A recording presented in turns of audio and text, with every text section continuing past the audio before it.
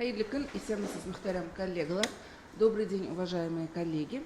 Сегодня в пресс-центре Татар-Информ пресс-конференция, посвященная старту народного проекта «Путь Тукаюла».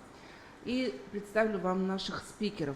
Римма Атласовна Ратникова, заместитель председателя Государственного совета Республики Татарстан, председатель оргкомитета народного проекта «Тукаюла. Путь Тукая». Янышев Ильдус Ахтямович, учредитель Союза велосипедистов Республики Татарстан, путешественник. И Гадель Мухаммедшин, студент Института архитектуры и дизайна нашей Казанского строительной академии. Добрый день, уважаемые гости. Как я понимаю, сегодня у нас презентация этого проекта, и давайте начнем с того, о чем этот проект, какой будет маршрут. Римма Атласовна, пожалуйста. Hürmetli kollegalar, biz bu proyektni sizga taqdir etgan edik endi. Былтыр очрашу булган иде, бәлки монда яңа кешеләр килгәндер дип уйлыйм. Шуның өчен иң яңа баштан сөйли башласак та дөрес булыр. Уважаемые коллеги, поскольку проект уже довольно известен, и о нем немало было публикаций в средствах массовой информации, мы в прошлом году на пресс-конференции как-то встречались с журналистами, но тем не менее, вот просто чтобы разложить по полочкам, наверное, надо с самого начала еще раз чуть-чуть сказать. Вы получили пресс-релизы, я его, наверное, пересказывать не буду, да? Вы все это в курсе дела? Или все-таки сказать о целях проекта? Давайте расскажем. Давайте в двух словах, давайте так начнем. Значит, автор идеи этого проекта Ильдус Ахтямович Янышев. Он его придумал как велосипедный пешеходный маршрут для познания себя, для продвижения здорового образа жизни. Он сам еще об этом скажет. Но в таком виде проект не получал как-то вот такого продвижения, что ли, понимания. Потом, когда мы уже начали работать вместе, вокруг нас собралась очень такая большая активная группа общественников. Проект, вот хочу подчеркнуть, что это народный проект, и даже неправильно меня представлять здесь как заместителя председателя Госсовета, потому что я тут чистый общественник, и мы объединились в вот такой оргкомитет, такие энтузиасты, бессребреники, совершенно мы без копейки денег практически реализуем этот проект. И совместными обсуждениями мы нарастили этот проект еще новыми идеями. Значит, сохранение татарского языка, быта татарской деревни, традиций татарского народа. Это вот одно направление, то есть такая этническая составляющая, скажем так, да. Также сохранение на пути на этом маршруте, на пути Тукая, исторических и памятников культуры, а их вот в этом предполагаемом ареале нашего пути, их очень много.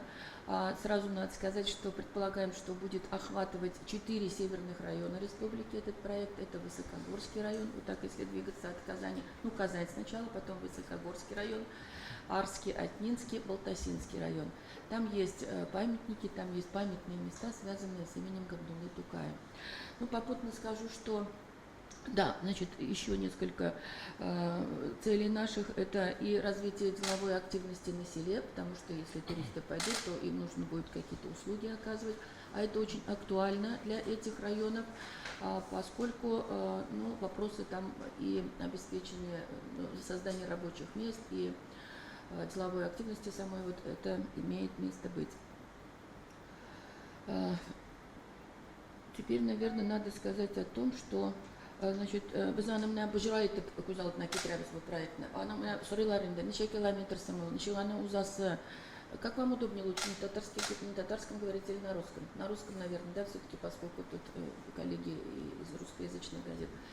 Что это будет такое большое кольцо, которое можно осваивать, там, набрать там 6-7 дней, там, пройти на велосипеде вот по всем этим районам, по всему этому маршруту, как я вам сказала уже, да. Можно сделать там сколько-то дневный пеший поход. На пути, может быть, нам со временем там уже будут встречать нас и на подводах, и на лошадях, там конным можно будет образом пройти. Но пока, мы говорим о велосипедном и о пешем маршрутах. Мы работаем уже где-то, наверное, более 2 лет вот в таком организационном нашим комитетом. Хочу сказать огромное спасибо вот всем коллегам, которые присоединились к нам в ходе проекта. Нас более 40 человек, всех перечислить я не имею возможности, но хочу сказать, что это все действительно очень-очень активные люди. И у нашего проекта, вот еще раз я повторяю, что никаких средств к осуществлению нет. Вот идет Карина Рашидовна, сейчас я представлю, коллеги, вас присаживайтесь. И, значит, осуществляется это вот силами энтузиастов.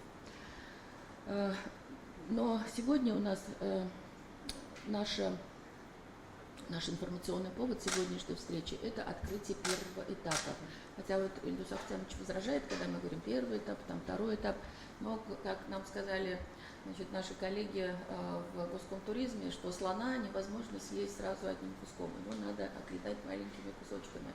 И, значит, этот первый кусок, первый этап от железнодорожной станции Арск до Яңа-Кырлай, Тукай-Кырлая, он, ну, в принципе, он подготовлен нашими коллегами из Арского района. Вот сейчас начинаю представлять наших коллег. Гарибзянов Рамиль Ильгизович, заместитель руководителя исполкома Арского района. Мы с ними готовим вместе этот первый этап. Я думаю, ему тоже можно будет задать вопросы. Рамиль Ильгизович. Значит, мы в течение вот последнего полугодия, скажем так, очень активно готовили, ну, узнавать же надо, чтобы люди видели, узнавали, глаз на чем-то останавливался, значит, брендбук и логотип проекта. Эту работу, если ее коммерческим образом проводить, она тоже стоит солидных денег, но ее тоже провели силами энтузиастов. Представляю вам Карину Рашидовну Набиуллину, она директор Института архитектуры и дизайна Казанского государственного архитектурно-строительного университета. Дмитрий Федорович Кошкин, он руководитель студенческой большой группы, под руководством которого он дизайнер, правильно я говорю, дизайнер, он проводил работу со студентами, которые как раз-таки работали над разработкой, ну вот разрабатывали этот брендбук и логотип. Нам было очень важно найти, ну вот какую-то такую изюминку, сделать вот узнаваемым этот проект, чтобы люди и понимали, что речь идет вот именно об этом. Вот здесь представлены студенческие работы. Они все по-своему интересны. Мы проводили несколько фокус-групп в разных аудиториях. И сами они, когда разрабатывали, тоже проводили такие, значит, мероприятия. Но вот победителем у нас вышел вот этот бренд. Вот хочу представить автора, значит, вот это Гадель Мухаммедшин, он студент, ему тоже можно задать вопросы. И больше всех нам вот здесь вот основой как бы этого является вот эта картинка. Это два знаменитых существа, персонажа из сказки Тукай, Кажа-Белянцаров, это коза и баран, которые победили стаю волков. То есть это очень отважные путешественники, надо сказать, это к нам очень сильно подходит, потому что мы тоже отважные путешественники, выходим в путь, который, ну, в какой-то степени, может быть, еще неизведан. Хотя там на протяжении всего маршрута живут люди и неплохо живут, об этом еще тоже скажем. Конечно, мы говорим о том, что, вот вы видели, наверное, говорим о том, что вас ожидают там шикарные впечатления от общения с природой, вы заведете новых друзей, там на самом деле очень красивый ландшафт, очень красиво, что вы ознакомитесь с бытом татарской деревни. Татарская деревня у нас на самом деле сегодня хранитель нации, скажем так, и языка татарского, и поскольку мы говорим о этнической составляющей этого проекта, хотя это вовсе никак не ограничивает людей, которые пойдут, экзотику, я думаю, интересует всех, и хранителей, и традиций, и песен там, и все это вот в деревне татарской живет сегодня, и гармонь татарская, и праздники очень интересные. Но сказать о том, что вот у нас татарская деревня такая шикарная, и там все очень красиво, к сожалению, мы этого не можем. Вот мы буквально позавчера проехали. Рамиль Ильгизович, үпкәләмәгез, бу мин тәнкыйтьләп әйткән сүзем түгел, но менә күңелемә шулай итеп керде, мен аны журналистларга да әйтәсем килә инде. Деревня сегодня, независимо от того, татарская она там, какая-то русская, другая там, она нуждается сегодня в поддержке. И недаром на уровне Российской Федерации разрабатываются программы развития села концептуально вот сейчас организовывается этот проект. И я думаю, что в дальнейшем, конечно, будет помощь оказана. Но сегодня есть разные там и дома с разной степенью ухоженности, разной степени и заброшенные есть, из которых люди уехали, и работы там не хватает в деревне. Поэтому все-таки мы признаем это, и вслух я это хочу произнести, для того, чтобы сказать, что, возможно, наш проект и вдохнет и новую жизнь тоже и в татарское село тоже на пути, значит, следования. Потому что ауыл шулай бит инде ул. Ауылның түбән башында берәрсе тәрәзә, яңа тәрәзә куйса, яки яңа кыймасын яңадан кырып алса, икенче башында да шундукта кешеләр җыелалар да шундый ук эшне үткәрәләр. Если мы, значит, вот какую-то новую культуру... Ребят, заходите, там Дамир еще он пришел у нас, велосипедисты, заходите, пожалуйста. Вот Халида у нас из Института кооперации. Это у нас тоже великие путешественники, Дамир Сафин. Коллеги, присаживайтесь. То есть вот он кунак келганда үйне жиштырабыз бит инде, когда приходят гости, все равно люди как-то прибираются дома, да, полы моют, что-то там готовят.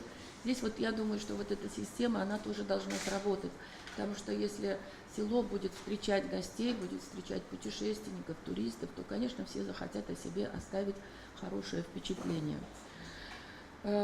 Но еще одну только мысль я скажу. Значит, вот мы сейчас, наверное, находимся на таком этапе, когда силами общественности мы сделали уже очень много. Вот всем хочу сказать своим коллегам огромное спасибо.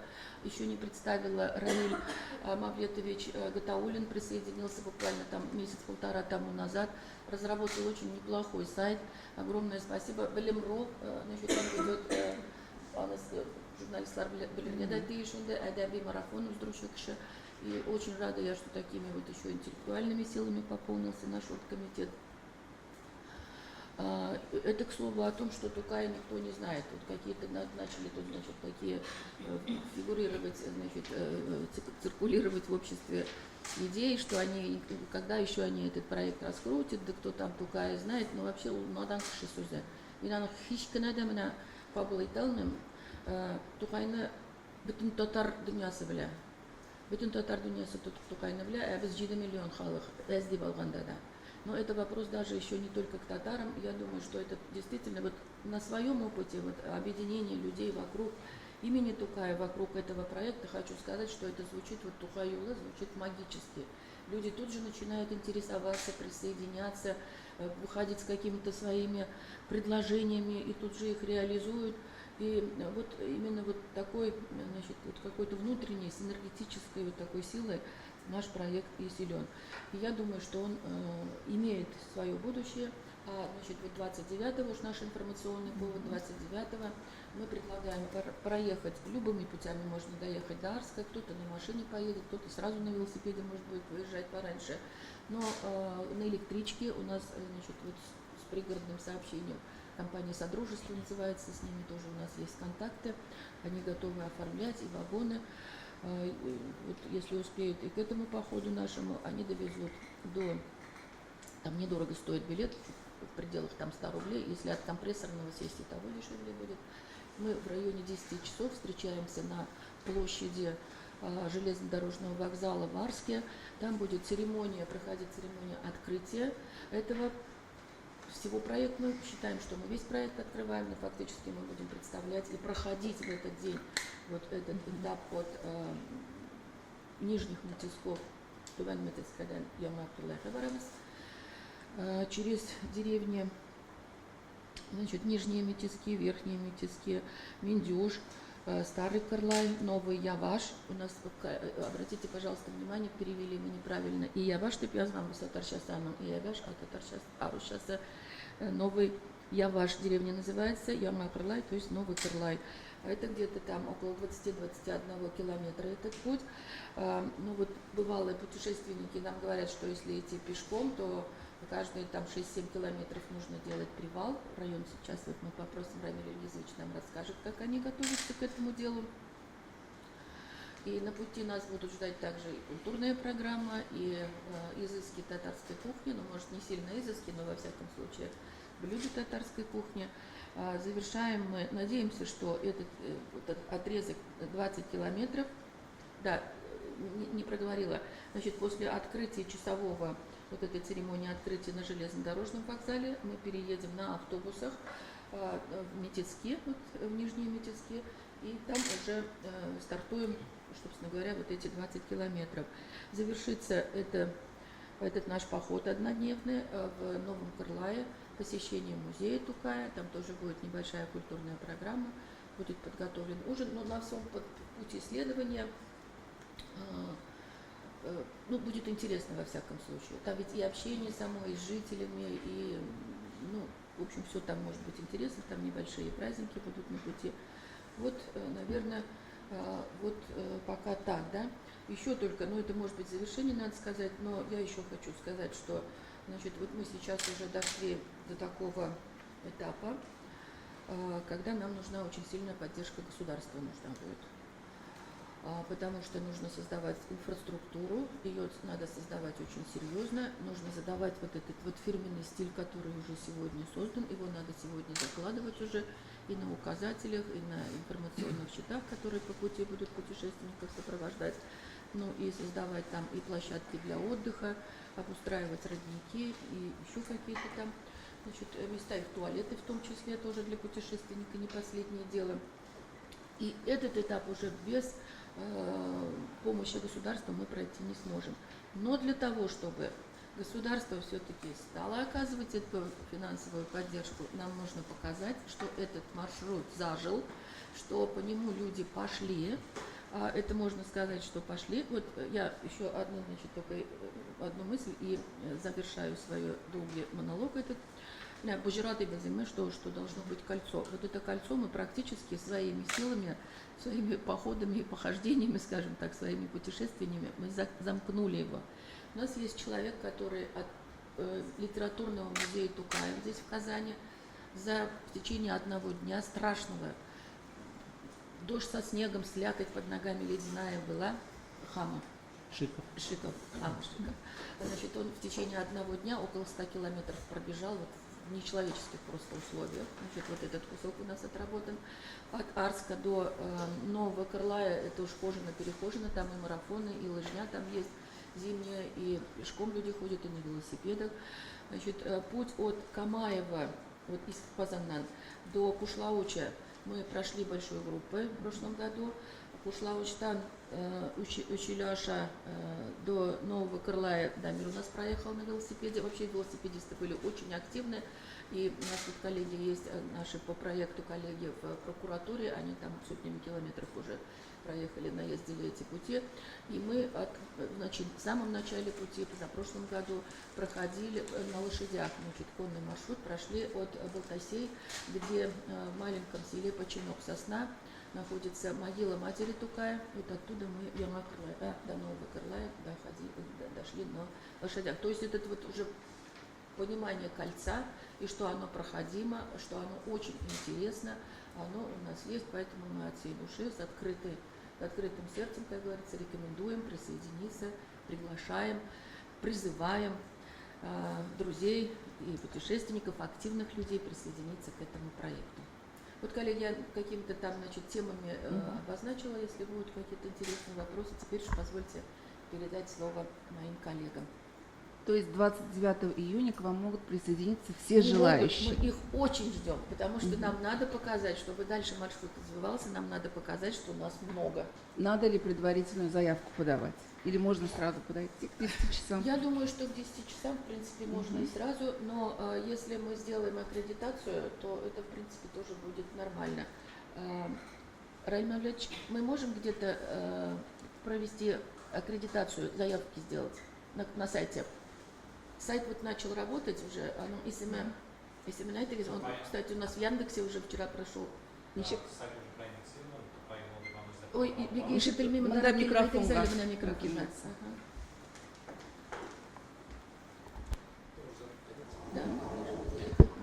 Хайырлы күн, исәнмесез, добрый день. Да, сайт Тукай-Юлы, tukai-юлы.ру, по этому адресу можно уже зайти, найти этот сайт. Поисковик вы уже проиндексировали, и он буквально через пару дней должен быть в топ-3. может даже топ-1, потому что это правильный, точный запрос.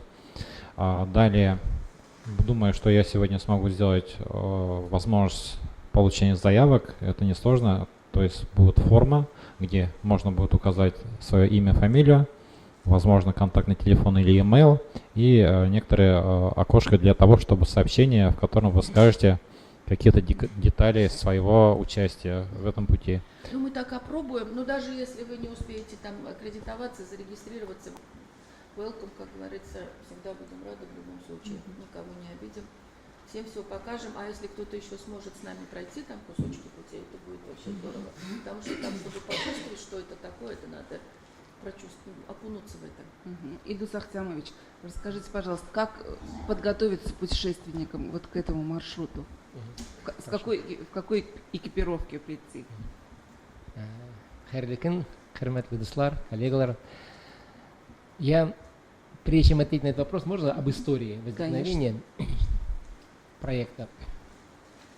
Во время своего кругосветного путешествия по 13 странам мира в 17-18 году я обратил внимание, что не только в Испании, но даже в странах Балтии, Польши очень широко развита другая форма культурного времяпровождения, называемая пеший или велосипедный туризм.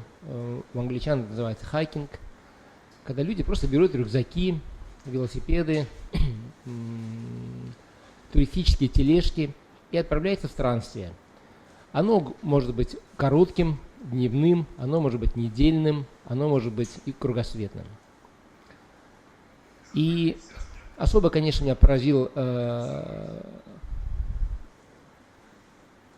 путь Святого Якова, путь Сантьяго, когда на севере Испании практически происходит какой-то гуманитарный бум, связан с тем, что сотни тысяч людей приезжают со всех концов мира для того, чтобы пешком пройти кто 700, кто 300, кто 200, кто 100 километров.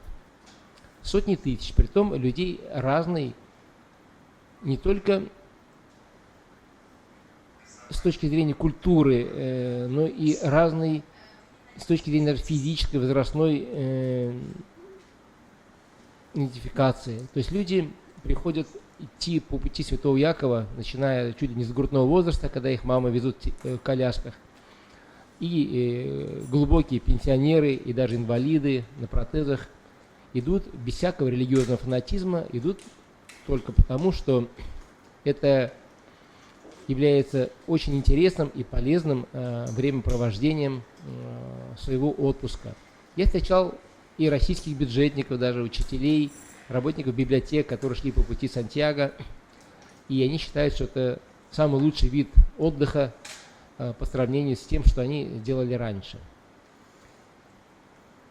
Такой же феномен я видел, например, на Куршской косе со стороны Литвы, когда десятки тысяч людей из Клайпеды, со всей Литвы идут на Куршскую косу пешком на велосипедах, проходят по этому уникальному уголку природы. И при пересечении российско-литовской границы я обнаружил, что в России этого нет. Вот прямо четко это прослеживается, что вот на километровом участке границы здесь люди ходят, здесь не ходят. И у меня тогда возникла идея, почему бы это не сделать в России, почему бы это не сделать в Татарстане. Потому что я видел лица счастливых людей, детей, пенсионеров, которые с рюкзаками идут, поют песни, изучают достопримечательности, рассказывают детям о своем крае, проникаются культурой. И в первую очередь у меня, конечно же, возникло желание это связать со своим родным домом, с Татарстаном, с Арском, в котором родилась моя мама, и в котором я, в принципе, уже путешествовал на велосипеде, но я понял, что пройти 100 километров от Казани до Арска это практически возможно человеку с любой физической формой, более того, даже инвалидам, потому что у меня есть примеры того, как инвалиды ходят на 1000 километров, ездят на инвалидных колясках. Просто это вопрос стереотипа, что это невозможно. И когда человек преодолевает этот стереотип, перед ним открывается волшебный мир новых возможностей, волшебный мир новой культуры отдыха. И поэтому, отвечая уже на вторую часть вашего вопроса, как подготовиться, вот мы, группа велосипедистов, уже неоднократно ездили из Казани по сельским дорогам в сторону поселения через Ямашурму в Каинсар, оттуда поднимались в Арш, на гору и до Нового Крылая. Подготовленный велосипедист может это преодолеть за 1 день, неподготовленный за 2 дня, с ночевкой в любом уголке природы, потому что у нас есть палатки. Вот этот палаточный отдых у нас почему-то достаточно тяжело воспринимается как некий подвиг, хотя это нормальная форма туризма была во времена СССР. Этим очень увлекаются дети, для них это интересно, в принципе, поставить палаточку, разжечь костер, поспать в необычных условиях. И У нас мы... Раис Шаихов прошел тоже один кусочек пути на палаточном Да, образом. да. Поэтому нужна удобная обувь, плащ-накидка, рюкзак. И по большому счету, когда вы в дороге находитесь, в качестве еды не надо ожидать кафе, каких-то разносолов. Вполне достаточно взять суп в пакетиках, крупу, попить колодезной воды, заварить травы, которые сейчас уже цветут в наших полях, иван-чай, зверобой, матрешка, душица. Все очень, природа очень богата в этом отношении. Я очень хотел бы, чтобы вот этот проект стал гуманитарным. Конечно, у него должна быть идея, о которой говорила Рима Атласовна, это наш Тукай, возрождение культуры, наследие нашего великого поэта.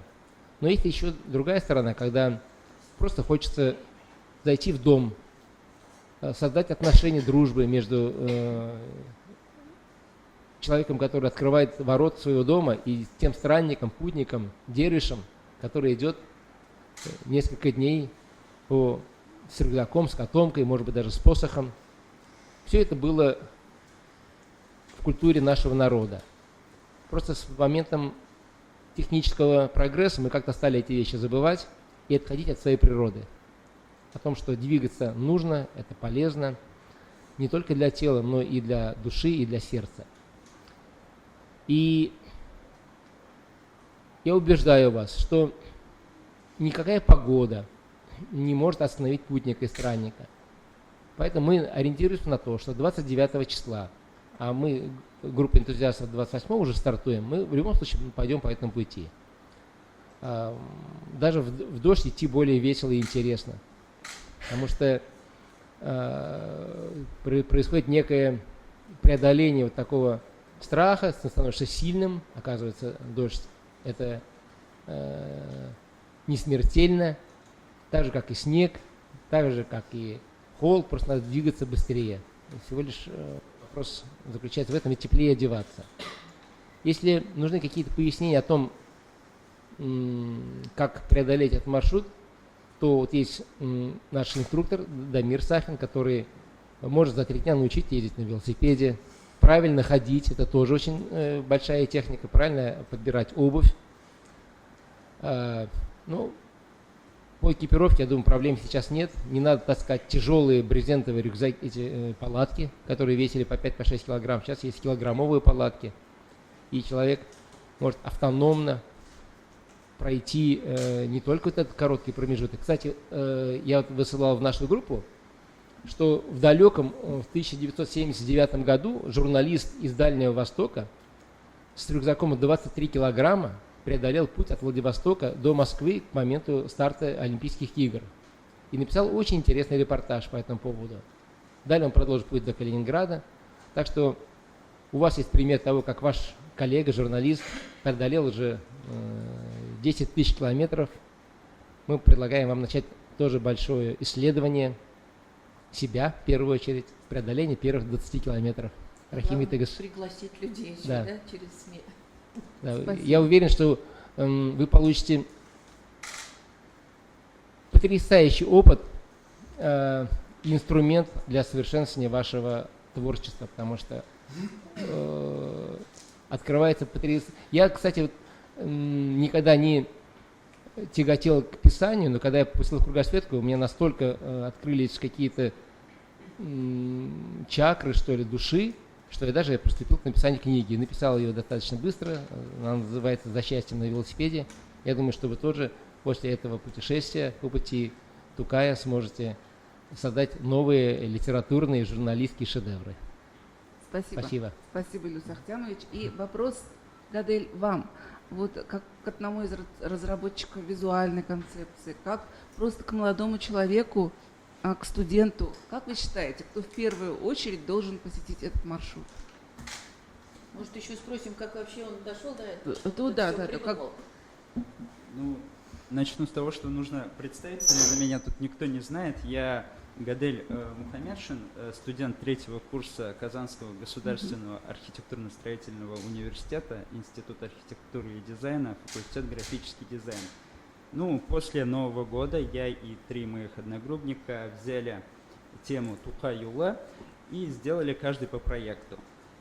После того, как мы это сделали, мы проверяли эти дизайн-варианты в различных фокус-группах. Это были дети, пожилые люди, велосипедисты, в общем, различные фокус-группы, и выбрали мой вариант. Но, на мой взгляд, каждый из вариантов очень достойный, очень смелый, и каждый вариант заслуживает победы. Сам я, когда начинал проект, я сделал, наверное, примерно 20 вариантов логотипов изначально, но ничего мне не нравилось, мне пришлось начать поиски заново, и я прочитал заново очень многие произведения Габдуллы Тукая, сказки, различные стихи. И после этого пришла очень интересная мысль. Я задал себе вопрос, как соединить творчество Тукая и образ пути. И после того, как я все это прочитал, пришла очень классная идея. Я решил использовать именно персонажей Габдуллы Тукая из его произведений. Сначала я думал, что буду использовать мальчика, Егетне, молодого, из произведения Суанаса Акият. Но так как он делал негативные вещи, я решил отказаться от этой идеи и взял Кежеблян Сорок Акиятен, коза и баран. И этот образ как раз-таки путешественников, персонажи, которые постоянно ходят, развиваются, путешествуют. И как раз-таки из произведения Габдуллы Тукая стал основным образом в логотипе моего дизайн-проекта. Да, на мой взгляд, получилось очень запоминающийся образ, такой, сильный. Ответ на ваш вопрос. Думаю, что все должны разок попробовать попутешествовать. Почему бы нет? Это же твой родной дом. Я бы сам сходил и схожу. Пойдемте. Спасибо. Можно я добавлю? У нас Да, есть такой неофициальный слоган этого проекта «Путь Тукая, путь к себе». Поэтому действительно Гадель отразил очень интересную практику, тогда, когда только проект обозначился, и он уже вернулся к творчеству Тукая. Он стал уже там искать образы. То есть я убежден в том, что каждый, кто дойдет до нового Крылая, он обязательно после этого вернется к творчеству Тукая. Там много высказываний в музейном комплексе Яна Карлай, нашего великого поэта. Можно купить аудиокниги, можно посмотреть на воспоминания историков, его современников. То есть это невольно, идя по пути, ты вернешься к его творчеству и будешь его изучать. И это уже в этом, наверное, один из главных результатов этого проекта. Ильдус Ахтямович, еще такой вопрос. Сейчас у детей как раз каникулы. Можно ли пройти этот маршрут с детьми? И если нужно. да, то с какого возраста? Даже нужно.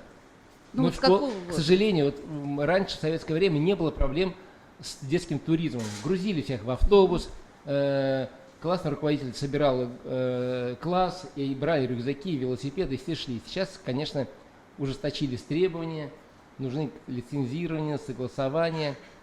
Но я думаю, что родители в этом отношении освобождены от этой бюрократии, они могут просто брать своих детей и вместе с ними идти с рюкзаками, развивать этот такой романтический вид туризма. Это потрясающе полезно. Вот, рассказывали, что дети, которые не хотели ходить. Вот сейчас я скажу. Да, это да, просто я не буду отнимать хлеб Рима Атлас, значит, расскажет про опыт от Я хочу свой сказать, личный. что у нас дети начали, в принципе, ходить в Центр туризма в Арске, они прошли маршрут, в Инстаграм разместили, мы тоже все это отслеживаем.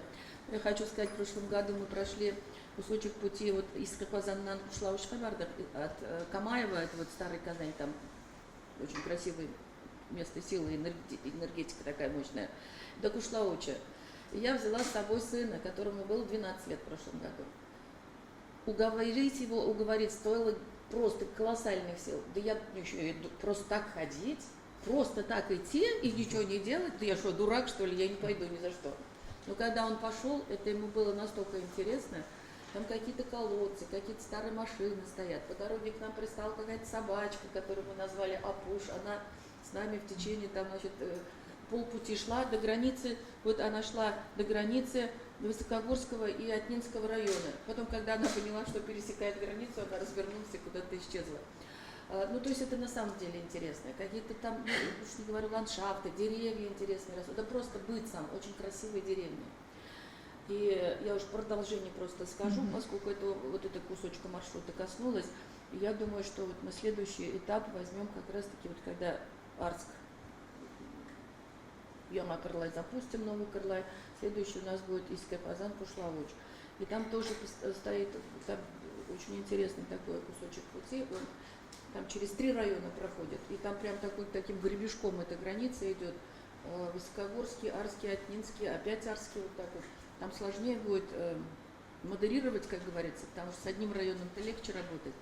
Но, тем не менее, я там задачу уже тоже вижу, там есть где-то 5 километров пути, совершенно не, ну, там нет дороги. В самой деревне Кушлауч нет моста, коллеги, это вот следующее я это рассказывала, ладно, вы это пока, это уж как бы просто, что мы на месте не будем стоять, двигаться дальше. Там нужно пробивать, обращаться к президенту, наверное, в программу включаться, мост нужен для деревни Кушлауч. То, что деревня Кушлауч, являясь родиной родной деревни Габдуллы Тукая, осталась сегодня так вот в стороне, и не хватает туда внимания, и муниципалитеты, я бы сказала, и государственные власти, это несправедливо совершенно. Вот начинается избирательная кампания, будем стараться, чтобы включить программу избирательной кампании, мы собираем наказы обычно, ко мне уже там много раз, когда я там бываю, люди постоянно об этом говорят, нам нужен мост.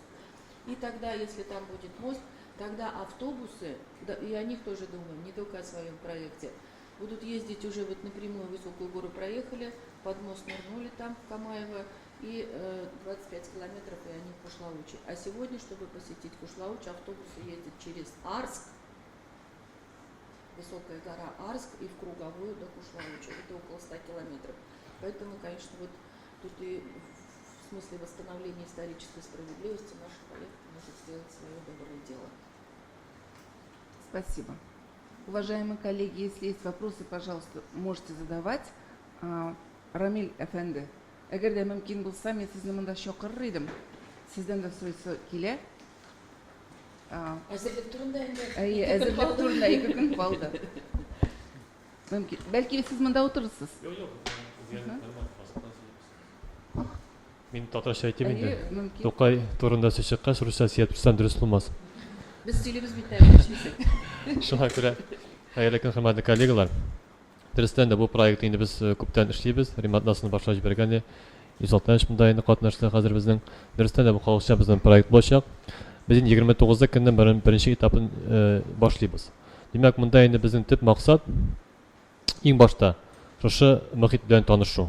Татар халкының көнкүреш белән танышу, аның гореф-гадәтләре белән танышу, мондагы фольклорны күрү, мондагы милли ризыкларны татып карау, Һәм инде икенче максаты Тукайның иҗатын халыкка таныштыру, халыкка таныту, аңа яңадан киңәйтү масштабны. Менә безнең төп максат менә шул булырга тиеш. Шуңа күрә инде без бирдә инде кертергә тырыштык, менә кичә генә бездән сөйләштек.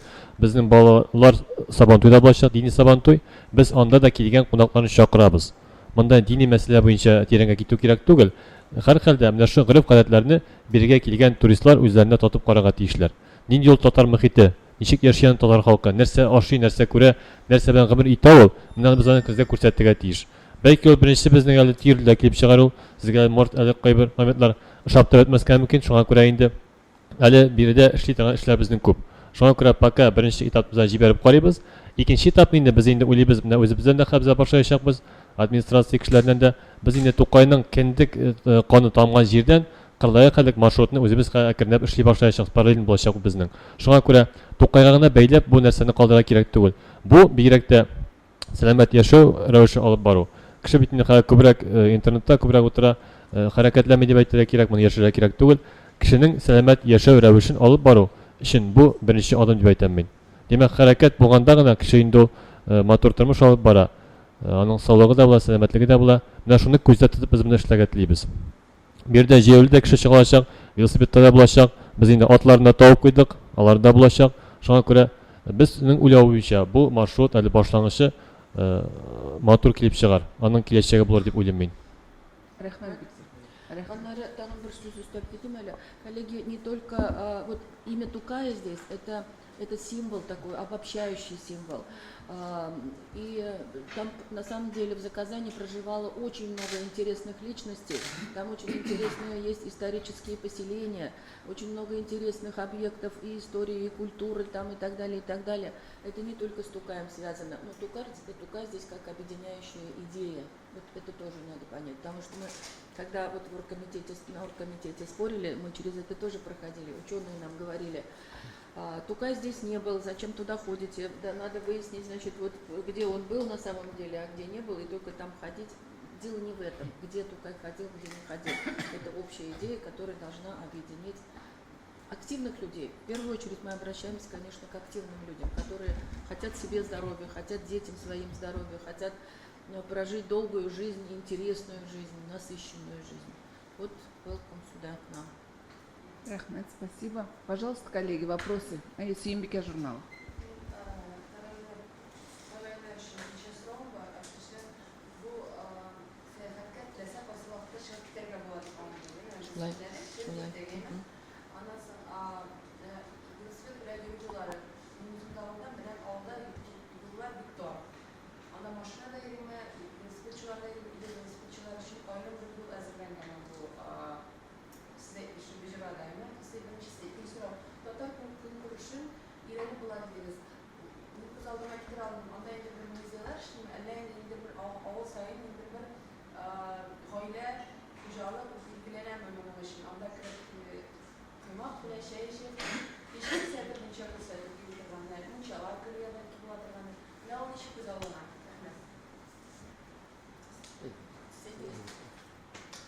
Давайте тогда вы? Нет? Я? Давайте. Татарша жауап беремін де. Ничек даяр Ирусша берем это, потому что, чтобы коллеги тоже слышали, потому что вы настолько такие глубокие вопросы затронули, это на самом деле интересно. В прошлом году мы представляли этот проект президенту Республики Татарстан, Рустаму Нургалиевичу Миниханову. Он поддержал его, ну морально очень сильно он нас поддержал, но сказал, деньги я вам дам тогда, когда люди пойдут. У нас там было в идее, вот мы с Ильдус Ахтямовичем сидели, мечтали, он нарисовал, значит, идеальную картинку, да, мы что-то там обсуждали, что-то от себя добавляли. Действительно, мы представляем, что когда-то туда люди будут ходить уже просто не когда вот для них организовали какое-то открытие и церемонию за руку повели, что они сами будут проходить этот путь. Они будут заходить к людям, знакомиться. С людьми мы такую работу начали. Программа гостеприимства, чтобы они их принимали. И вот когда наши путешественники ходили, они заходили к людям в дома, и они с удовольствием. И даже говорили, что вы нам не предупредили, мы бы чай поставили, там чего-то показывали, как они живут. Так вот, я Рустам Нургалиевич-то вспомнила. Я, значит, ставила задачу сначала, так себе представляла перед нашим оргкомитетом, что мы построим дома, вот какие-то красивые дома, где люди могли бы остановиться. Рустам Нургалиевич сказал так, Әлі пока йөри башласыннар, песчановалда йоқласалар да бек яхшы булыр. Это тоже интересно на самом деле. Вот подоить козу там, да, где-то, это где вот сделаешь детям, как это показать? Это интересно, там такие вот с такими рогами огромными козлы там ходят по этому маршруту. Вот позавчера только мы видели Миндюште. Это можно все увидеть. И это с одной стороны, то есть такое стихийное как бы, да, паломничество, а с другой стороны, я думаю, что со временем на этом маршруте возникнет график проведения народных праздников. Мы знаем, байрамнар бизбек купит, казумаларанда, туйлар, түрлі, овал байрамнары там, ну и так далее. Вот какие у народа есть праздники, что этот будет составляться сценарий, ну, я надеюсь на помощь Министерства культуры. Вчера были мы в Атне с депутатами, выездное заседание комитета было у Разиль Исмаиловича Валеева. Атнинский театр носит имя Тукая. Они готовы подключиться, они говорят, мы целую программу вам сделаем, приходите, вы только приводите сюда людей. Вот, так что это пока вот развивается стихийно, но когда люди пойдут, я думаю, тут вот спрос рождает предложение, предложение рождает спрос, это настолько все связано, но это все должно быть. Кроме того, Андашундематуркулярба, озера есть, да, можно там купаться, можно собирать ягоды, можно собирать грибы, и те же люди, которые там живут, они готовы помогать. Арча районында менә глава Илшат Габдулфатович бар, 1000 эшсез ат, целых 1000 лошадей есть. Они ждут работы. Даже если там на подводах прокатиться, с гармошкой песни спеть, там, да, но это в будущем, это не сегодня, но может быть чуть-чуть там районы в этот раз подготовят. Но это может быть очень красочный, очень экзотический, очень интересный маршрут. А вечером яшьләр белән чыгып, кичке уеннарда катнашып, анда авыл буйлап җырлап йөреп, это просто потрясающе может быть интересно. Но это все, вот одним махом, палочкой там, значит, махнули, завтра все это появилось, это не будет. Это вот как раз все очень взаимосвязано. Ты знаешь, да? Насчет Дороги, дороги. велодорожки, это вот специалист вопрос. Ну, для велосипеда дорожки не нужны. Он проходит там, где проходят человеческие ноги. Поэтому я имею опыт, я просто ходил и по трассе Мамадышской, и ездил по сельским дорогам через Эстачи, Шали, там и так дальше я выходил. Через Ямашурму тоже можно проехать по полям. Но еще вот буквально 2 недели назад я открыл для себя путь сплава, но на каное от Арска до Казани, по речке Казанки. Но, к сожалению, до конца пройти этот путь по воде не удалось, потому что река оказалась просто-напросто в плачевном, ужасном состоянии у своих истоков. Это тоже, наверное, некое следствие вот этого проекта, потому что когда люди занимаются краеведческим туризмом, они исследуют не только достоинства, да, территории, но и его недостатки. Я увидел конкретные места стока фекалий из ферм в реку Казанку. Я эти точки обозначил на карте. Я их обязательно передам природоохранную прокуратуру в экологические структуры. Я видел заторы с тоннами мусора, да, на Казанке, которые образовались, вот там и деревья падают, значит, бутылки, все это стекает. И когда прорыв произойдет, это все тонны мусора пройдут по руслу реки, идут и коснутся Казани, Волги, уйдут в Каспийское море.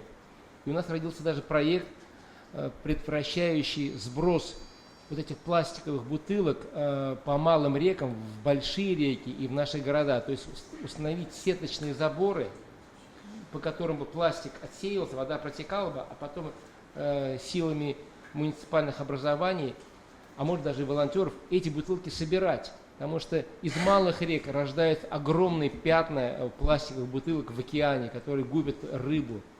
И вот такие путешествия, они открывают действительно болевые точки края. Давайте говорить не только о хорошем, да, но и находить то, что мы можем предотвратить, как мы можем сохранить нашу экологию.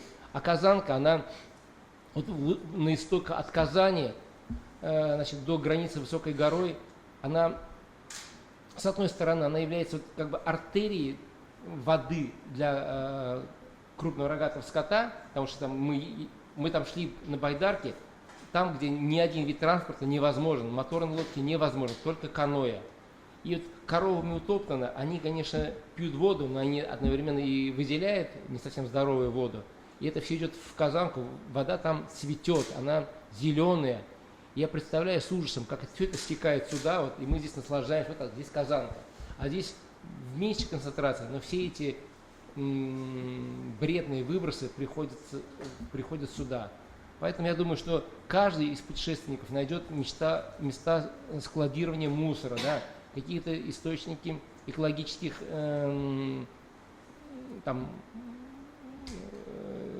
болезней, там, не знаю, там, захоронений. И все это можно будет выявлять через народный контроль, передавать в соответствующие структуры, и мы тем самым еще не только культуру разовьем, но и экологию улучшим вот этих районов, по которым мы будем ходить пешком. То, что невозможно увидеть с джипа, лучше увидеть пешком. Это точно. Спасибо. Шахри Казан газетасы. Мен бірінші сұрағым өз Ахтанов шыққан. Сіздің Франция өзіңіздің шахси туристар үшін өте өзегі бар. Анда мунчалар бар, гаулетлары бар, сыйыршылар анда нишапына туристарны шунда алып баруына ешкім кіртілмеген. Шул акчада бөтен демашкан. Калган бірінші сұрағым атласына кыш көне барга мөмкин булачакмы? Һәм бу маршрут bir arani velosipedda bir arani şey ulaşakmı, elektronik soyli. Agar velosiped ekan, bormi olib kelgan kishiga velosiped bermoqligi. Рахмет. Башта birinchi so'rovdir. Не слушай, это мимо. У меня есть в Каинсаре земля и возможность приема странников, которые идут пешком или на велосипедах. И я предоставляю им бесплатную возможность переночевать.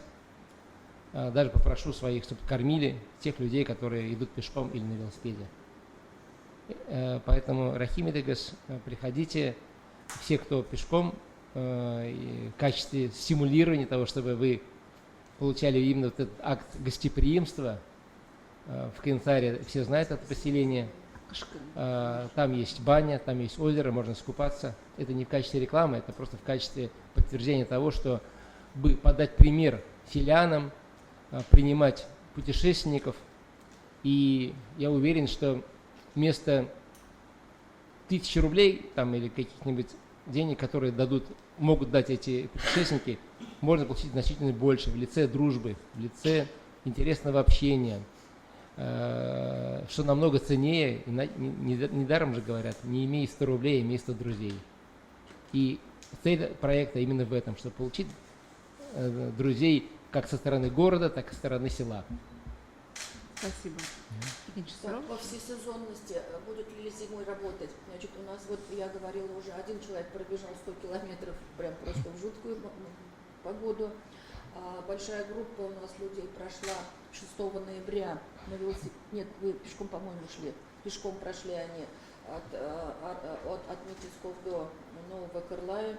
Тоже было и холодно, и дождь шел, возможно. Мы зимой прошли один раз, я сказала, значит, на лошадях. Но от Белян Дюрежин, от Ларва, от Белян Хузмат Курсатырга Телеушиларда Беккоп. Шул на конюклар безне алып барган, без бер әйттем барган идек кышкыны дип. Алар көтәләр, миңа шалтыраталар, шуннан бирле инде күпме вакыт үтте, нигә килмисез, сез инде килегез тизрәк безгә эш кирәк диләр. Алар атларын матур итеп бизәп, шул хәтле безне каршы алдылар. Анда шундый там исключительно такие люди. Помните, Илдус Ахтямович, один, значит, фермер производит там 60 видов продукции из пчел, там какими-то крыльями бабочек. Раисабы. Там чего только нет, то есть углубиться в эту. Еще один, значит, у нас тоже интересный фермер, там он выращивает особую породу там мраморной говядины, как они называются, ангусы, вот эти огромные, ну, они почти как бизоны такие, говядина такая гигантская ходит. Она без привязи живет, у нее нет ни фермы, ничего.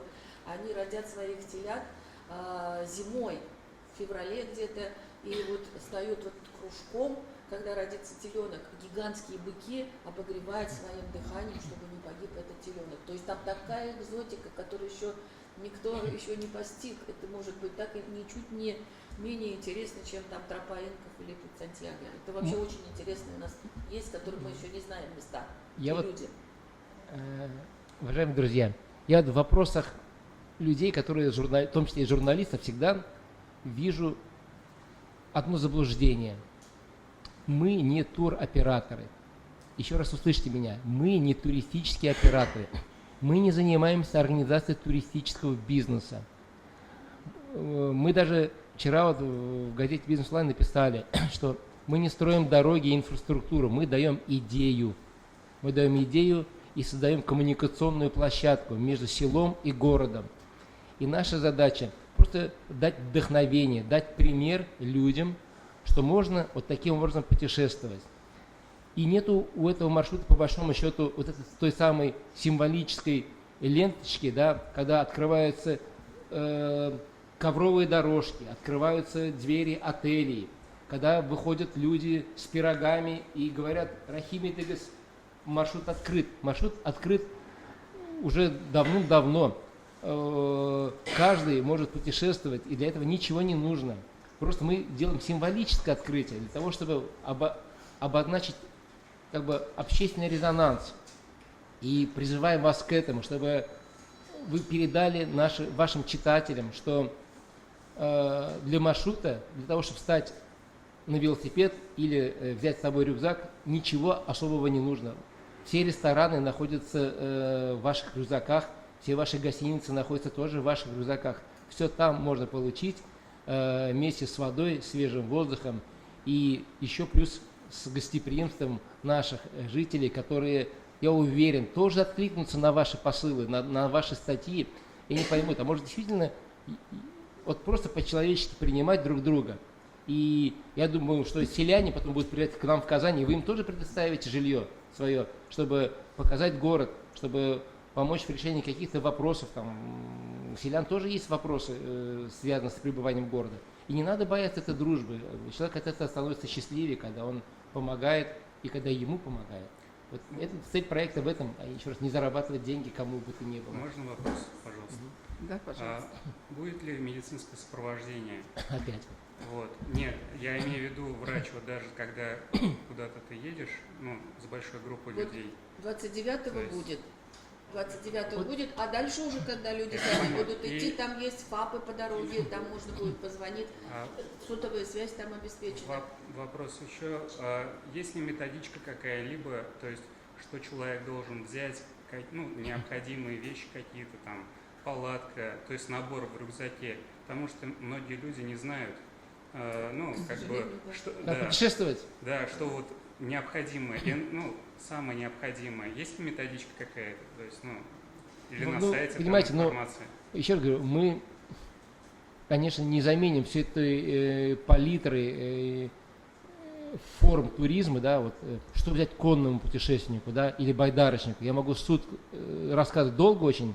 Вот для меня моя медсанчасть, да, это бинт, йод, резиновый жгут и так, антиаллерген, да, там, если кто-то едет, кого-то пчела укусит, там, супрастин, чтобы такое было. Достаточно вот, на случай каких-то, там, укус змеи. А как ездить путешествовать? В интернете куча информации. Но если так очень классически, палатка, спальный мешок, пенка, железная кастрюлька, ложка, вилка, газовая горелка, можно топорик, если газовую горелку не хотите нести, крупы, пакетики. Это для долгого путешествия. Для долгого. Да На на один- однодневно это не да- нужно. Да на один день можно. Сухарики очень хорошо едятся в пути. Сайт, да? То есть потребность в этой информации есть, поэтому мы его разместим на сайте. Да. Вот все. На официальном Для велотуризма сайте. это отдельная тема, конечно, там чуть-чуть посложнее, но я готов, я буду на маршруте на велосипеде, полной экипировке кругосветной, готов буду продемонстрировать, что у меня находится в моих волшебных рюкзаках, когда можно целый год путешествовать с 30 килограммами веса и ничем не нуждаться.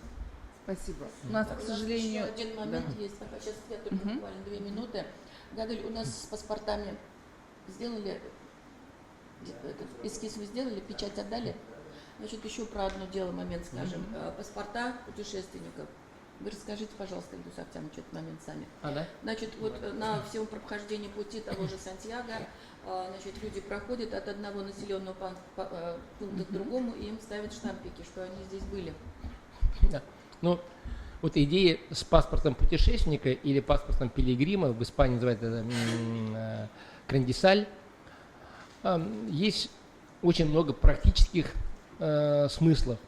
Во-первых, для тех, кто будет путешествовать от Казани, это будет означать, что надо подойти в музей Габдуллы Тукая, зарегистрироваться, получить паспорт путешественника. Это После... в будущем, на Западе В будущем, еще да. не надо. Не, ну, это идея, да, идея. Что после этого с этим паспортом жители будут относиться более доверчиво к этим людям, потому что он зарегистрирован, это не просто человек, который примкнул к движению и может с какими-то недобрыми намерениями, а потому что он зарегистрировался с помощью своего гражданского паспорта. И он будет делать отметки о том, что он прошел там такое-то сельское поселение. И на финише он будет получать сертификат о том, что он стал паломником пути Тукая. И вот этот паспорт, он одновременно будет являться таким неким паспортом туриста, когда можно будет с ним дальше идти там по другим маршрутам. Я уверен, что в Татарстане будет путь в Великие Болгары, в Свияжск, еще другие места. Эта культура будет развиваться. И паспорт путешественника, конечно, мы сделаем сейчас пока пробный образец. У нас будут ли сертификаты на готовы, я не знаю, всем участникам, которые пройдут.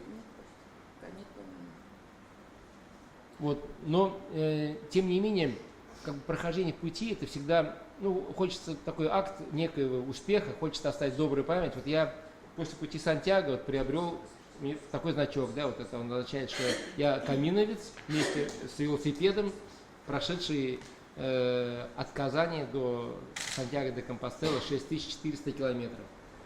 И мы будем ставить отметки в будущем, тем самым стимулировать людей, пусть они покажут своим детям, соседям, что они прошли этот путь. Ну вот мы попробуем в этот раз выдать паспорта пробные в Арске. И поставим штампики в Арске и в Новом Кырлае. Спасибо. Уважаемые коллеги, к сожалению, у нас время для пресс-конференции подошло к концу, но вы можете, если у вас остались индивидуальные вопросы, подойдите к спикерам, пожалуйста, задавайте. Онлайн-трансляцию мы прерываем.